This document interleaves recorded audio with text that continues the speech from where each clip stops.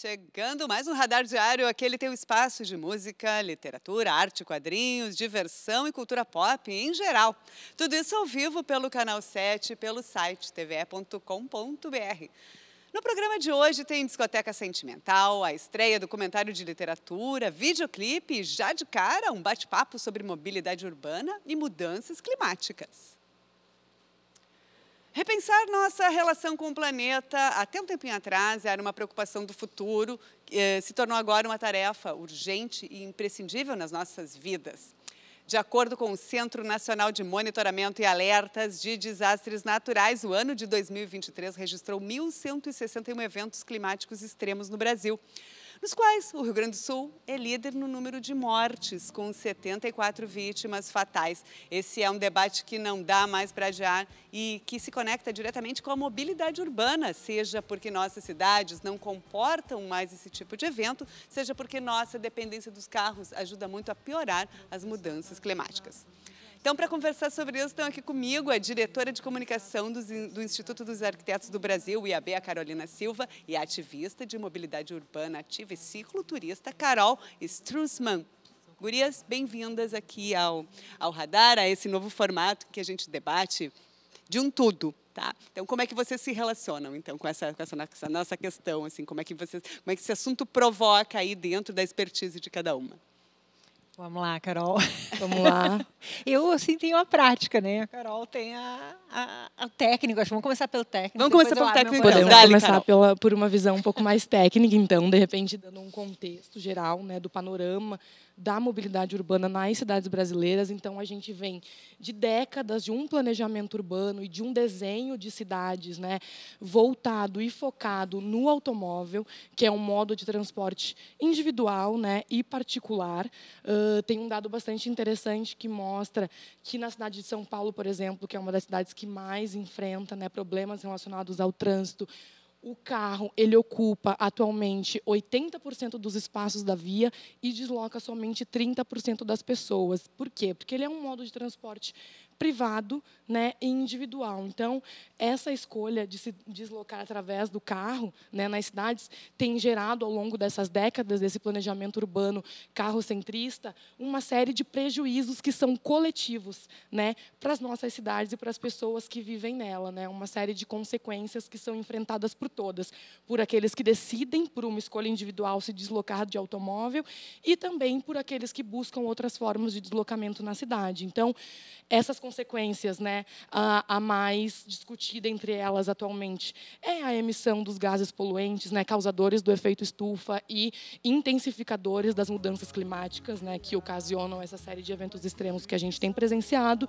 Mas, além disso, tem toda a questão de poluição do ar, né, a partir da emissão de partículas poluentes, tem uma série de questões de congestionamento e também uma epidemia de mortes e lesões no trânsito, né? Então, o que a gente precisa, né, começar enquanto técnicos, né, pensadores, digamos assim, da cidade, né, pessoas que estão constantemente trabalhando para desenhar as vias da nossa cidade, é uma mudança de paradigma. É o planejamento urbano, né? Que aí tu falavas, né, de um veículo individual, né? A bicicleta também é, mas a bicicleta ocupa um outro espaço nesse quinhão da mobilidade urbana. Eu até né, ia falar, assim, tipo, falando sério, mas brincando, mas falando sério, eu que ando de bike e adotei, né, a mobilidade ativa há já 15 anos.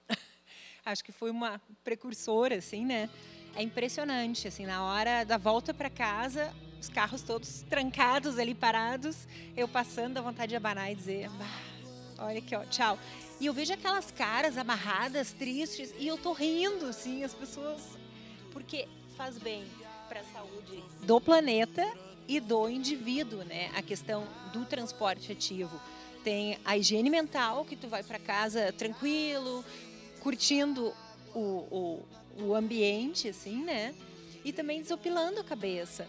Então, até nós estávamos falando aqui antes, né, de começar o programa, eu acho que eu senti muito essas mudanças, né, no meio ambiente, enquanto ciclista, cicloativista e tento adotar a bicicleta, porque a gente tá ali com a pele, né? Não tem a lata do carro. Então, assim, a gente vê que as coisas mudaram, porque eu tô com 5 sentidos, né? Eu vejo que as flores já não tem mais a época e eu contava isso no caminho, né? Os ipês, em julho, os amarelos são os primeiros, sei tudo, sei os cheiros, e agora tá completamente desordenado, assim, as flores, as frutas do caminho, tudo em Tu função percebe disso. as mudanças, né? Mas, enfim, para implementar isso, existem muitas pontas que precisam ser alinhadas, né? É o poder público, são as empresas, são iniciativas individuais, mexer na cultura das pessoas às vezes é difícil, enfim. Vocês veem, assim, alguma saída, vislumbram aí algum caminho? Uma das estratégias mais importantes, né, e que a gente tem buscado colocar em prática nas cidades é um desenho, né, urbano que incentive outras formas mais eficientes e mais sustentáveis de se deslocar na cidade, né? Então, o que a gente precisa começar a criar são estratégias para conseguir propiciar essa experiência que a Carol nos relata, né, para o maior número de pessoas. Então, muitas vezes a gente comenta que tem poucos ciclistas nas cidades, mas por que será que ainda tem um número baixo de ciclistas? Porque falta, né, espaço, infraestrutura segura e de qualidade para atender essa demanda que muitas vezes é reprimida, né? Então, falta a gente fazer uma redistribuição desse espaço público das nossas cidades, dessas vias que durante décadas foram destinadas somente ao automóvel, para outros meios de transporte, outros modos de transporte, né? Então, fazer uma divisão mais equitativa e mais democrática do espaço viário para conseguir comportar essas outras formas mais sustentáveis, né, e mais eficientes de se deslocar, como é a bicicleta, que a Carol tem colocado, mas como também tem um elemento fundamental, né, de transporte de massa, que é um componente fundamental do sistema de transporte da nossa cidade, que é o transporte público coletivo, né, que é muito eficiente, bastante seguro, né, do ponto de vista de segurança viária, desloca um maior número de pessoas, né, em distâncias maiores também, porém o que falta é espaço, né, para esses modos de transporte. Não, e num contexto amplo até a integração dos modais, a integração, né, dos modais, né? Porque, tipo assim, eu sou uma privilegiada que moro atualmente a 10 quilômetros do meu trabalho, né? Já morei a 20, ia de bike igual. Mas, assim, a gente tem que pensar, para quem não tem esse privilégio, então vai ter onde deixar a sua bicicleta para pegar o Transurb, se trabalha, por uma época eu trabalhei em Esteio, deixava a minha bicicleta num lugar seguro, pegava o Transurb. Então, assim, é toda uma cultura que tem que se criar. Primeiro, por não achar que é menos por usar o coletivo, na verdade. Tu está pensando no coletivo ao usar o coletivo, né? E ocupar também os espaços, sabe? Eu acho que não tem mais pessoas usando a mobilidade ativa porque tem medo, né? Por falta de estrutura. Mas, ao mesmo tempo, a gente não pode esperar pela estrutura ideal, senão o que vai ser? A gente vai ouvir, mas é para meia dúzia, não vamos fazer uma estrutura. Então, eu acho importante e convido todo mundo, assim, ó, a tentar. Eu sei que no começo dá um pouco de medo, essa convivência com os carros, porque ao mesmo tempo que a gente está com a pele ali para sentir a cidade, a gente também é muito vulnerável. Sim, a gente não teve uma educação para o trânsito, né? Eu acho que o motorista faz a aula de autoescola, mas o pedestre, ele aprende a ser pedestre naturalmente, né? E assim, acho que a bicicleta também tem isso. No começo das ciclovias, a gente, às vezes, sem querer, estava caminhando na ciclovia, porque a gente não sabia, né? De convivência, né? E assim, a gente também tem que pensar uma coisa, quando se fala em transporte de massa, a gente fala boa parte de transporte das pessoas periféricas, né? Então, precisa se melhorar, então, além do transporte periférico, se a gente vai pensar na bike, levar ciclovias até a periferia. Então, é uma constante, né? É uma massinha de bolo que vai crescendo, né? Sabe que legal que a primeira ciclovia de Porto Alegre, porque assim, eu sou entusiasta, né? Foi na Restinga. Foi longe do centro, assim, né? Olha que informação, eu não sei se todo mundo sabe disso, eu não sabia disso. Foi na Restinga, na Nilo Wolff tem um terminal, assim. Então, não sei se foi por acaso ou não, mas começou... A comunidade da Restinga é uma comunidade muito organizada, muito unida. E no começo tinha um super preconceito com a bike, assim. A bike aqui não tem condições de usar carro. Não. Aí, sabe, eu faço questão, assim, bater nessa tecla também. A gente precisa virar a chave, assim, é uma questão cultural. A gente precisa aprender a conviver, porque, que nem eu digo assim, tem ciclista mal educado? Tem motorista mal educado? Tem. O problema não é o modal, se está de trem, se está de ônibus ou se está de carro. É a pessoa. A gente tem que aprender que sempre quem tem prioridade é o mais fraco. O conviver, né? Conviver, que desafio, assim, né? Sociedade, né? Então, tem gente que diz, ai, não vamos botar ciclovia aqui porque vai melar o comércio. Pô, tem dados que o ciclista consome um monte, porque ele vai pingadinho, porque ele vai slow, porque ele passa todo dia, ele olha. Tipo, eu sei coisas no caminho que um carro passa batido, mas eu passo e olho a loja. O carro está estacionado ali, são o carro dos próprios donos dos comércios que ficam o dia inteiro estacionado naquela mesma vaga, né? Não são carros dos clientes que estão se deslocando para chegar até esses pontos de comércio. Mas a Carol citou um ponto que é fundamental, e tu também, Paty, que é essa questão da integração intermodal, né? Esse é um ponto chave, estratégico, porque as pessoas que mais utilizam atualmente o transporte coletivo são as que precisam se deslocar em longas distâncias, né? Das áreas periféricas para as regiões centrais, principalmente. Essa pessoa, muitas vezes, não tem condições de fazer o seu trajeto completo de bicicleta. Então, muitas vezes, a gente não precisa necessariamente de uma ciclovia que conecte da Restinga ao centro, mas a gente precisa de uma ciclovia que conecte, por exemplo, o intrabairro até uma estação de transporte coletivo, porque esse primeiro e último quilômetro de deslocamento, na maior parte das vezes, é feito através dos modos ativos, ou a pé ou de bicicleta, né? Você chegar da sua casa até a estação e depois da estação até o seu trabalho ou até a sua escola, por exemplo. Então, essa primeira e última milha, né, que a gente chama, do ponto de vista mais técnico, ela pode e, né, deveria ser feita através do modo ativo. Então, calçadas de qualidade que conectem até as estações de transporte coletivo, ciclovias, né, que façam esse trajeto. E um outro ponto muito importante que a gente colocou, a educação é sim um pilar fundamental também, né, para essa convivência em sociedade, no trânsito não é diferente, mas a gente tem também algumas outras questões técnicas que precisariam ser resolvidas para propiciar essa convivência mais harmoniosa, né? Que é, por exemplo, a redução das velocidades dos automóveis, né? Porque nunca é isolado, né? Sempre envolve exatamente. mais atores nesse processo. Os carros, né, circulando em velocidade mais reduzida, os ciclistas vão se sentir um pouco mais seguros por trafegar naquelas vias. Não, a gente costuma comentar, né? Não são todas as ruas das cidades que precisam de infraestrutura dedicada para o ciclista, que precisam de uma ciclovia ou de uma ciclofaixa. A gente pode sim ter vias compartilhadas, né, entre ciclistas e automóveis. Porém, a gente precisa que seja uma velocidade segura, né? Que tenha um desenho que favoreça o entendimento de quem está dirigindo por aquela rua, né, para entender e poder ter tempo hábil de processar os possíveis conflitos e não gerar, né, sinistros de trânsito ou acidentes de trânsito com resultado morte ou lesão grave, né, por parte dos ciclistas. Gurias, então, como é que a gente encontra vocês? Quem quiser, quem está vendo, quer curtir, ampliar o debate. Já acabou o papo. É muito curto para um tema longo. Vocês já estão no Instagram. Tem que voltar nessa tecla para mudar, né, a cultura, porque eu tenho certeza vamos dar, vamos voltar e vamos seguir. Vamos ver daqui a um ano como é que as coisas vão estar. @ de vocês, Instagram, como é que a gente encontra? @Carolina com K Silva J. E aí, quem tiver interesse em bater mais um papo sobre isso, estou aí à disposição também. Muito bom receber vocês. Carol, tem seu Instagram? Não, palavrão, posso dizer nesse horário? Eu acho que palavrão não, porque a TV educativa não permite, né? Eles não vão gostar, vão me tirar do radar. Né? @Carol com C, Strussmann.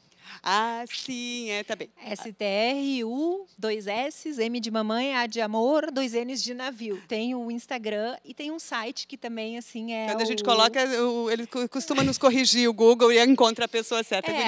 Muito obrigada. Tem histórias dessa revolução de rodas. Bacana, muito obrigada pela presença de vocês. Parabéns aí pelo ativismo, né? pelas ideias. Parabéns. Muito obrigada, Paty, pelo convite. E no quadro Discoteca Sentimental de hoje, a gente te mostra uma super dica do grande Rogério Skylab. Roda, VT.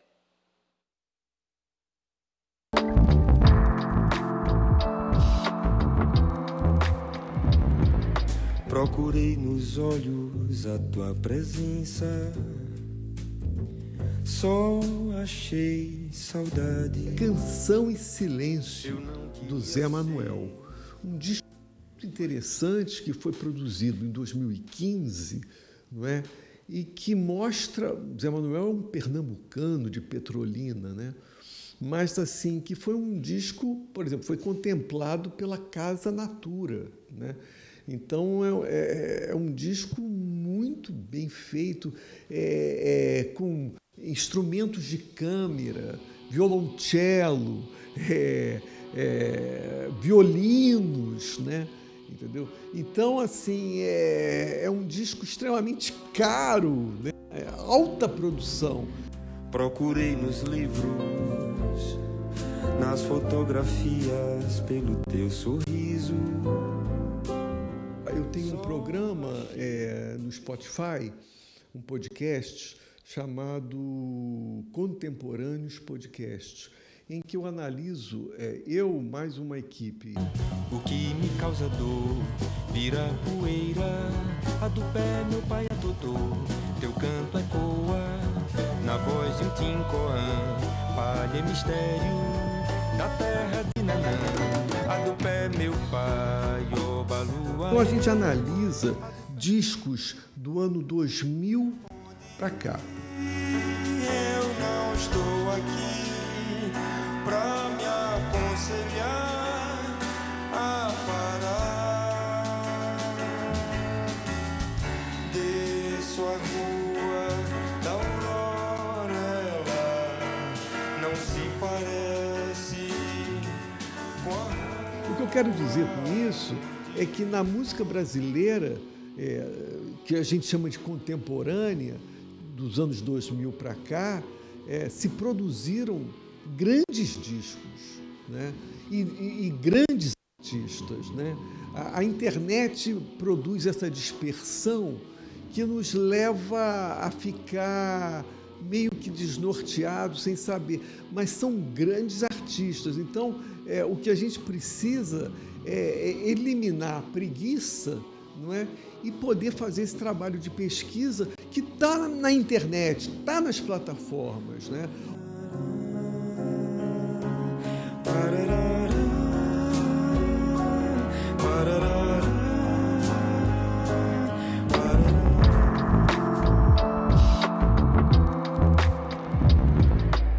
E seguindo as estreias dessa semana, de volta do Radar Diário, hoje a gente tem um comentário de literatura com um convidado super especial, contador de histórias, multiartista e dono do Café Mal Assombrado aqui de Porto Alegre, André Hernandes. Bem-vindo ao Radar, André. E aí, Beth, tudo Vindo certo? de volta, né? De Porque volta, a gente pô, eu amo estar aqui, meu Deus. de vez em quando tanto vem contar, a gente vai procurar também essas histórias. sim. Tá bem, então aí conta, Dália, o que tu... Sei que tu separou 2 livros interessantes que de alguma maneira se conectam. Bom, conta tudo pra gente. Exato.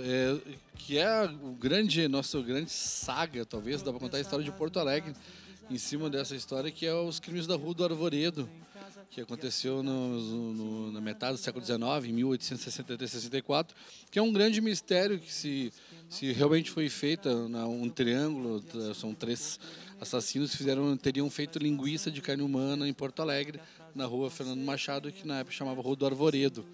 Esse evento chamou muita atenção das pessoas, né? Ou até hoje ele é um grande dilema, um embate muito forte de tudo isso, a questão do canibalismo, né, e tal, e da formação da cidade. Porto Alegre sempre quis ser a nova Paris, nunca quis ser uma cidade canibal, então isso mexeu muito com os brios da cidade, para além de outros eventos. E tem um livro chamado O Maior Crime da Terra, do Décio Freitas, que esse, digamos que é a bíblia dessa história, porque ele, além de trazer toda a parte jornalística, documental, a pesquisa dele é muito profunda, ele também traz um pouco de romance dentro dessa história, então fica uma narrativa muito interessante, muito gostoso de ler. É maravilhoso esse livro, além de ser tétrico, claro, ele é um livro pesado, mas ao mesmo tempo ele é fantástico de ler, porque sabe que uma das coisas que mais fez eu me apaixonar por Porto Alegre foi esse livro, cara. Por mais que a história seja pesada e tudo, deu alma à cidade, porque tudo tem luz e sombra, sabe? Todas as histórias todas as cidades têm seus mistérios, né? Exato, Enfim, e esse exato. mistério, esse acho que é um dos grandes mistérios, né, de Porto Alegre. Uma grande cidade tem que ter um mistério, tem que ter uma lenda, tem que ter uma grande cidade, uma cidade complexa, tem que ter grandes artistas, tem que ter uma Elis Regina, tem que ter uma Adriana Calcanhoto, tem que ter um Caio F, sabe? Tem que ter um ser humano complexo e que leve para além assim a nossa forma melancólica de ser, aqui essa coisa do frio, do porto-alegrense, do gaúcho. Então eu acho isso fantástico nesse aspecto. E um outro livro que é para as pessoas poderem traçar um paralelo e também poder talvez uma nova forma de rever essa história, não ficar preso nesse paradigma, houve ou não a linguiça. É o livro que foi lançado agora, Os Crimes da Rua do Arvoredo, do Taylor Diniz, que é fantástico, porque ele reescreve a história, ela se passa agora, né, em 2023, 2024, é um super contemporâneo a história, e ele faz uma leitura. Isso é uma forma madura de a gente olhar a história como o mundo enxerga suas histórias. Londres faz isso com o Fantasma da Ópera, com uma série de histórias. Ninguém fica preso. Será que Rei Arthur existiu? Será? Gente, vamos falar, vamos avançar, usa isso como uma grande mitologia da sociedade, sabe? Engrandece. O Taylor, de que forma ele atualiza esse contexto? Porque o livro do Décio já tem um tempo, do Taylor é mais recente, então como é que eles se relacionam, enfim. Então, o do Taylor ele muda completamente, ele não tenta contar a verdade, ele não tenta trazer a verdade à palavra, eu agora, com as pessoas. Não, ele desencana disso e literalmente... eu não sei até onde eu posso contar spoiler dele, mas assim, é um casal jovem que vem para Porto Alegre e eles passam a viver os eventos na Rua do Arvoredo e tal. E aquilo há uma simbiose dentro de um vírus e tal. E ele refez uma história, mas baseado em cima dessa história. O que isso é fantástico, porque houve outras histórias no meio desse caminho, sempre tentando contar essa história. E aí, tentando dar personalidade, mais atrapalhou do que ajudou. Ficou sempre essa coisa de ninguém saber exatamente. Muita gente fala, o açougueiro assassino. O açougueiro, na história real mesmo, o açougueiro nunca foi nada. O açougueiro foi só o cara que preparou a linguiça. O assassino era outro. Mas havia uma grande... As pessoas se desvinculavam muito daquilo ali, né? Tu imagina, mas o assassino era uma pessoa, o açougueiro é outro, são tudo cúmplices. Não. Num século XIX de extrema violência, da Guerra das Degolas, tu tinha muita violência aqui no Estado. Então, tu vinha da Guerra dos Farrapos, a Guerra Cisplatina, a Guerra do Paraguai. Era um ambiente de violência. Então, o açougueiro ele se desvinculava daquele evento. O corpo já chegava morto, esquartejado para ele fazer linguiça. Era algo jocoso, claro, um cúmplice, mas ele se desvinculava da história. Então, para mim, o interessante, como o Taylor fez, a gente usar isso para tudo, cara. Para teatro, para música, para pintura. Essa é a nossa grande mitologia, assim, uma delas, né? A gente pode utilizar isso porque é uma coisa muito urbana, é muito interessante. Tu imagina, toda sexta-feira tem no teatro, tem no Fantasma da Ópera na Broadway. O José Ramos frequentava o Teatro São Pedro. Imagina isso, que legal, uma peça toda sexta-feira, um patrimônio, assim, sabe? Então tá. Muito obrigada pelas tuas dicas, então, André. É o maior crime da Terra e os canibais da Rua do Arvoredo. Venha contar mais histórias terríveis aqui. Vamos seguir o Insta lá do Café Mal Assombrado, né? Tá. Obrigada, cara. Valeu. Falou, valeu. Então tá. Então aqui, ó. A gente fica por aqui. Hoje tem reprise, 11h30 da noite. Os programas que passaram estão na playlist do Radar no YouTube da TVE.